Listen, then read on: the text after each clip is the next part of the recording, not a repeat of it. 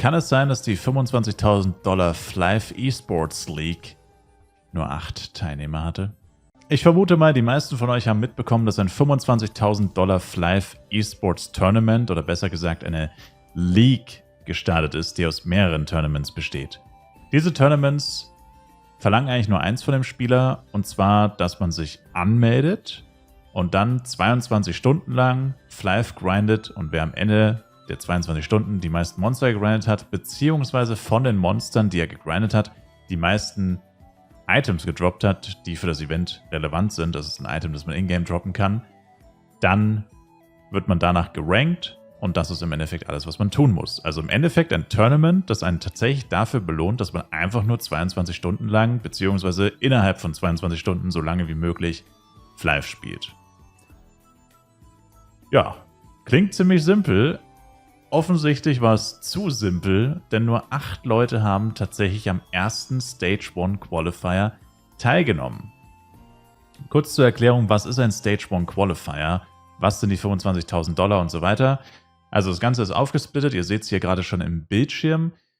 Wir haben quasi Stage 1, besteht aus 6 Qualifiern. Die besten Spieler der ersten 6 Qualifier kommen Stage Final. Davon gibt es insgesamt 3 Stück, wie ihr seht. Stage 1 Final, Stage 2 Final und Stage 3 Final. Und jeweils die besten Spieler wiederum von den Stage Finals, die kommen ins Season Final. Ist eigentlich ziemlich simpel.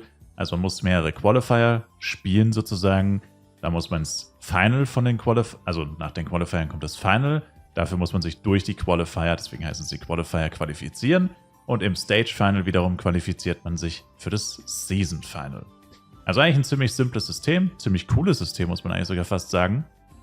Das bedeutet nämlich, man hat mehrere Chancen und man muss nicht jedes Mal teilnehmen, theoretisch, und nicht jedes Mal gut sein. Es reicht, wenn man vielleicht die ein oder andere sehr gute Platzierung hat.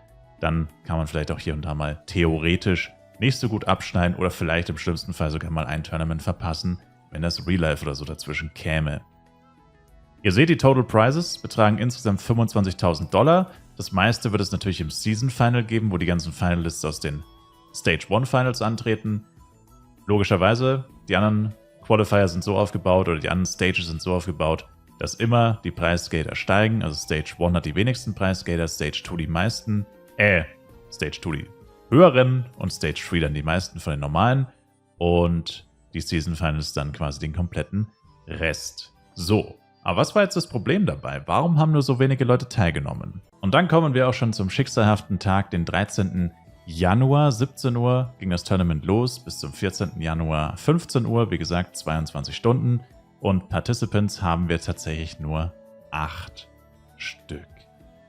Was hier jetzt ganz interessant ist, die Preisgelder für die einzelnen Qualifier wurden hier gar nicht beschrieben. Ich weiß nicht, ob es diese Information irgendwo gibt. Ich habe mir jetzt nicht ultra viel Arbeit gemacht, das Ganze zu suchen, aber zumindest in den ersten Dokumenten und auf der Tournament-Seite selber steht es auf jeden Fall nicht. Also wenn, dann steht es wahrscheinlich irgendwo versteckt. Jedenfalls kann man sich aber selber einen Reim draus machen, und zwar haben wir Stage 1 Qualifier 1200. Es gibt 6 Qualifier. Logischerweise ist dann ein Qualifier $200 Preisgelder. Zumindest in Stage 1, in Stage 2 wären es dann $300 etc. Und wir haben hier so eine komische Statistik. Da müsste man jetzt tatsächlich einen Gewinner interviewen, ob die zusätzlich 80 Gem-Hub-Token bekommen oder ob das hier nur als Platzhalter gilt und das hier eigentlich als Dollar gemeint ist. Beides ist denkbar, aber vermutlich wird man einfach beides bekommen. 80 Gem-Hub-Token sind immerhin nur $8. Also ich denke jetzt nicht, dass jeder, also ob jetzt der erste Platz $88 bekommt oder $80, das wird letztendlich auch keinen Unterschied mehr machen.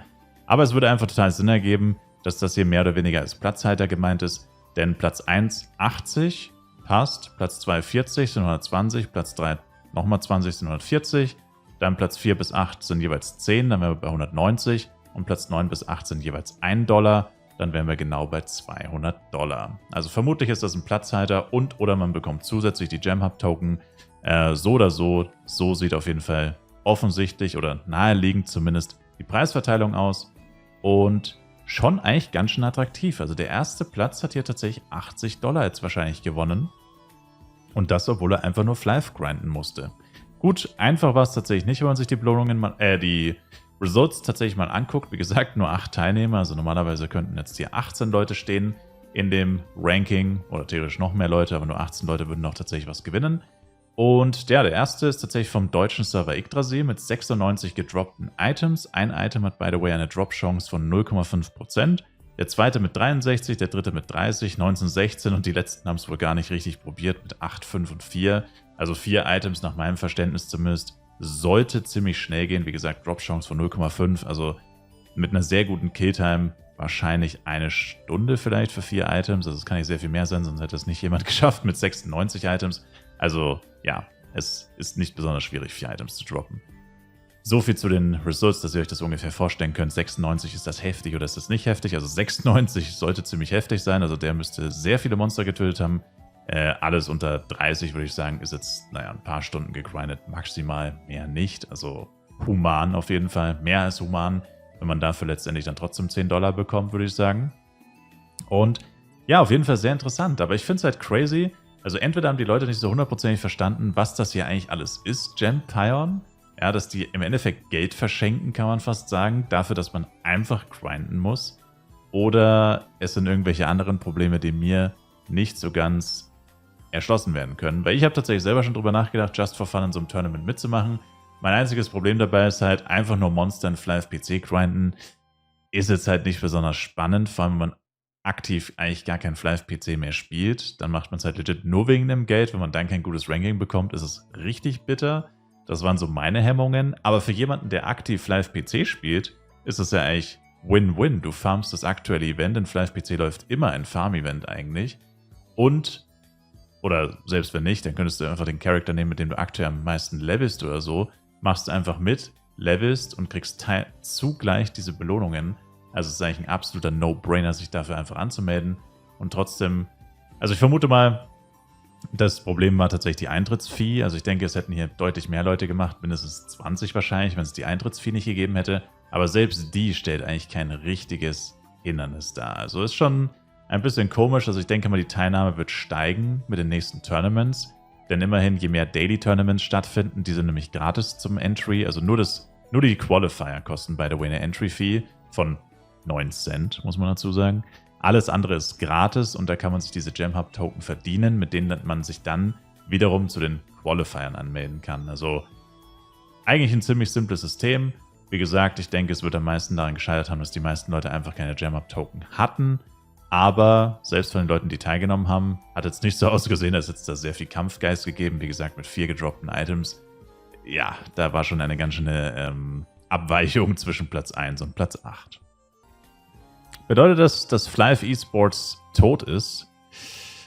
Tja, das ist eine wirklich sehr gute Frage. Ich persönlich würde sagen, die Sache ist so, die meisten Leute werden wahrscheinlich einfach mit diesem Anmeldeprozess und eben mit dieser ganzen Krypto-Sache nicht so warm werden.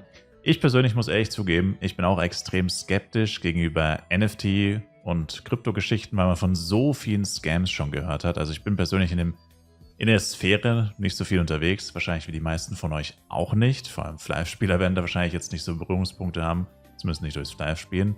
Leider wird uns das jetzt von Gala natürlich so ein bisschen aufgezwängt, aber, das habe ich schon in meinem letzten Video gesagt, man hat hier wirklich eigentlich kaum bis keine Bedenken, irgendwie misstrauisch zu sein, weil, also ich meine, man sollte immer misstrauisch sein, davon mal abgesehen, aber ich meine, es kostet nichts, du wirst ja nicht gezwungen, irgendwo, keine Ahnung, 100 € aufzuladen. Das ist mehr oder weniger alles gratis. Ich meine, gut, okay, wenn du es tatsächlich nicht schaffst, in einem Daily Tournament Rang 1 bis 4 zu erreichen, wobei man jetzt 2 Wochen Zeit hat, in einem Daily Tournament auch nur einen einzigen Gem-Hub-Token zu verdienen, was definitiv möglich sein sollte, davon mal abgesehen.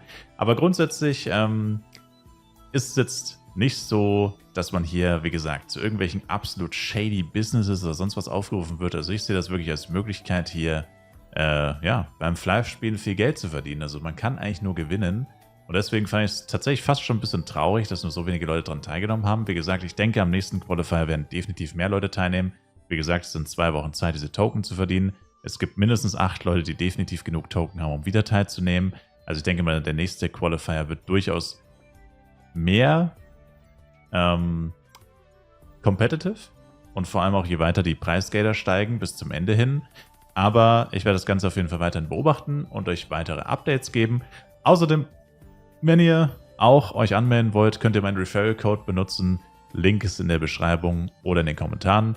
Leider bekommt ihr für den Referral nur 0,1 Token, was irgendwie ein bisschen schade ist, weil man sich dafür nicht mehr für ein Tournament anmelden kann. Aber hey, ich meine, es sind 0,1 Token, 0,09 Cent. Von dem her, gönnt euch das Ganze. Und ja, damit war's das. Ich sage danke euch vielmals fürs Zuschauen. Ich würde mich selber ein Like, Kommentar, ein Abo von euch freuen. Und ich hoffe, wir sehen uns im nächsten Flive Universe oder grundsätzlich nächsten Video wieder. Schaut auf jeden Fall im Livestream vorbei. Twitch-Link in der Videobeschreibung. Haut rein. Ciao, ciao.